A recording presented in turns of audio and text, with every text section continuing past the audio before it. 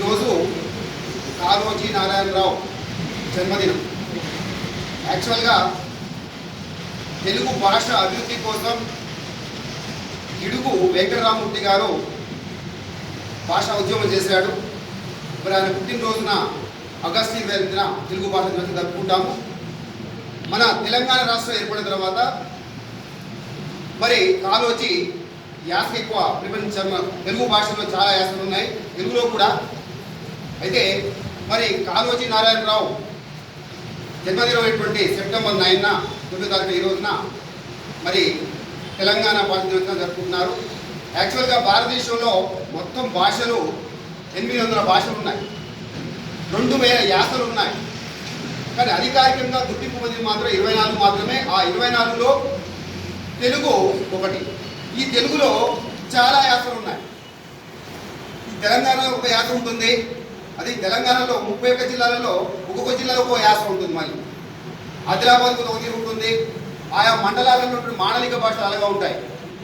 అదేవిధంగా ఆంధ్రలో పోతే కూడా శ్రీకాకుళంలో ఒక తీరు మాట్లాడు, ఆంధ్రలోనే అక్కడే డిఫరెంట్ ఉంటుంది మొత్తం కూడా. మరి మన తెలంగాణ భాష ఎందుకంటే ఈ యాస వల్ల ఈసడింపుల భాష అయిపోయింది తెలంగాణ భాష. ఎందుకు ఈసడించుకుంటున్నారంటే మన తెలంగాణను పరిపాలించింది నిజాం నవాబులు. అది రాజభాష ఉర్దూ. మన తెలుగు భాషలో ఎక్కువగా వికృత పదాలు ఉంటాయి. ప్రకృతి పదాల కంటే వికృతి పదాలు ఎక్కువ ఉంటాయి.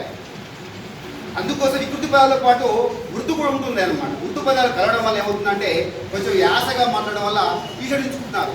అందుకోసమే కాళోజీ నారాయణరావు ఎవరంటే వాళ్ళు వ్యతిరేకించాడు. ఎవడైతే ఈసడించుకున్నాడో వాళ్ళు వ్యతిరేకించాడు. ఎందుకు వ్యతిరేకించాడంటే పడి పలుకుల భాష వద్దు, పలుకుబడుల భాష ముద్దు అని చెప్పాడు. ఎందుకంటే బల్లే చదివేటువంటి భాష గ్రాంధికంలో ఉంటుంది. కానీ రోజు నిత్యం ఉదయం లేచగానే రాత్రి పడుకునేంత వరకు మాట్లాడే భాష ఏంటంటే వ్యవహారిక భాష, దాన్ని వాడుక భాష అంటాం అన్నమాట. ఎందుకంటే మన అమ్మ ఏది నేర్పుతే అదే మనం మాట్లాడతాం. చక్కటి గ్రాంధికంలో నేర్పితే గ్రాంధికమే, హిందీలో మాట్లాడితే హిందీ, ఏ భాష నేర్పితే అది నేర్చుకుంటాం. మన మాతృభాష ఏదైనా తెలుగు. అందుకోసమే తెలంగాణలోని యాసనే మనం నేర్పింది. కాబట్టి ఈ రోజు నుంచి మనంతా కూడా ఏం చేయాలంటే తెలంగాణ యాసనే మనం మాట్లాడాలి అని చెప్పేసి కాళోజీ నారాయణరావు కూడా ఆయన రాసినటువంటి కవితలలో, ఆయన రాసినటువంటి కథలలో, ఆయన మాట్లాడే భాషలో కూడా యాస ఉంది. అయితే మరి కాళోజీ నారాయణ గురించి 2 వాక్యం మనం చెప్పుకోవాల్సిన అవసరం. ఎందుకంటే ఆయన పుట్టినరోజు రోజు మనం చెప్పుకోకపోతే అర్థం ఉండదు. ఆయన కర్ణాటక రాష్ట్రంలో ఉన్నటువంటి బీజాపూర్ జిల్లాలో రక్తహలి అనేటువంటి గ్రామంలో కాళోజీ రంగారావు రమాబాయమ్మ దంపతులకి 1914 సంవత్సరంలో సెప్టెంబర్ 9వ తారీఖు రోజు ఆయన జన్మించడం జరిగింది. అయితే వాళ్ళ కుటుంబం మొత్తం కూడాను మహారాష్ట్రలో కొన్నేళ్ళు సాయరాం అనేటువంటి గ్రామంలో, తర్వాత కొంతకాలం తెలంగాణలో ఉన్నటువంటి ఇల్లందు అంటే ఖమ్మం జిల్లా, భద్రాద్రి కొత్తగూడెం జిల్లా ఇప్పుడు ఇల్లందు అటువంటి కారేపల్లి గ్రామంలో కొన్నాళ్ళు ఉన్నారు. తర్వాత 1917 సంవత్సరంలో మరి హనుమకొండకు వాళ్ళు వచ్చారు. హనుమకొండ మా వరంగల్ జిల్లాలో. తర్వాత నుంచి మడికొండ, ఈ విధంగా వాళ్ళ ఒక్క దగ్గర లేదు కర్ణాటకలో పుట్టి ఈ విధంగా తెలంగాణలో స్థిరపడ్డాడు. మరి అయితే ఈ కాళోజీ నారాయణరావు చిన్నప్పుడే వాళ్ళ నాన్న చనిపోయాడు. మరి వాళ్ళ అన్న రామేశ్వరరావు యొక్క మరి పరిరక్షణలో ఆయన పెరిగాడు, కాళోజీ రామేశ్వరరావు. మరి ఆయన హైదరాబాద్కు న్యాయశాస్త్రం చదవాలని చెప్పేసి హైదరాబాద్ రావడం జరిగింది. హైదరాబాద్కు వచ్చాడు. వచ్చిన తర్వాత మరి ఇతని యొక్క విద్యాభ్యాసం, కాళోజీ యొక్క విద్యాభ్యాసము మరి పాత బస్తీలో చౌమహల్లా కాటినటువంటి పాఠశాలలో 2వ ఫారంలో చేరిండు. తర్వాత సుల్తాన్ బజార్కు వెళ్ళాడు. సుల్తాన్ బజార్లో మరి రెసిడెన్సీ మిడిల్ స్కూల్లో మరి ఆడ విద్యాభ్యాసం చేశాడు. ఉన్నత విద్యాభ్యాసం కోసం 1934 సంవత్సరంలో వరంగల్ కాలేజియేట్ అనేటువంటి ఒక హై స్కూల్లో ఆయన ఇంటర్మీడియట్లో చేరాడు. తర్వాత 1939లో లా పూర్తి చేసిన, న్యాయశాస్త్రం పూర్తి చేశాడు. 1940లో ఆయన రుక్మిణీబాయిని వివాహం చేసుకున్నాడు. అయితే ఈయన నిరంతరము ఉద్యమశీలి. స్వతంత్రోద్యమంలో పాల్గొన్నాడు. 1969 తెలంగాణ ఉద్యమంలో పాల్గొన్నాడు.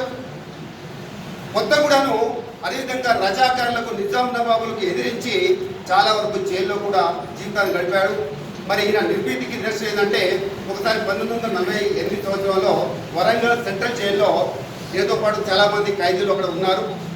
అయితే ఒక గురుజు మీద ఒక పోలీసు వాడు ఉంటే రాత్రి 8 గంటల సమయంలో వీళ్ళని తుపాకీతో కాల్చేసినా కూడా పాపం లేదు అని చెప్పేసి అన్నాడు. వీళ్ళ ఉద్దేశం అంటే ఆయన ఏం చేశాడంటే వెంటనే అక్కడికి వెళ్ళాడు. వెళ్ళి దమ్ముంటే కాదురా అన్నాడు. చూడండి, ఎమ్మటి అటువంటి ఖైదీలు కూడా చాలా వరకు భయపడ్డారు. మరి అది నిర్భీతి అంటే అది. మరి అన్యాయం ఎవరైతే ఎదిరిస్తాడో ఆడే నాకు ఆరాధ్య దైవం అని చెప్పేసి ఆయన అన్నాడు. అందుకోసమే సమాజంలో జరిగేటువంటి గొడవని తన గొడవగా మార్చుకొని ఇది నా గొడవ అనేటువంటి అనేక కవితలు రాశాడు. 8 సంపుటాలుగా వివరించాడు. ఆ విధంగా మరి చెడు ఎక్కడైనా వ్యతిరేకించాడు, మంచి ఎక్కడైనా స్వాగతించాడు, అన్యాయం మరి అదేవిధంగా అక్రమాలను ఎదిరించాడు, తిరగబడ్డాడు, అణచివేతలు తిరగబడ్డాడు. మొత్తం కూడాను తన వాదన పద్ధతితో తెలంగాణ ఇతరుల యొక్క మనుషులను కూడాను దోచుకున్నాడు.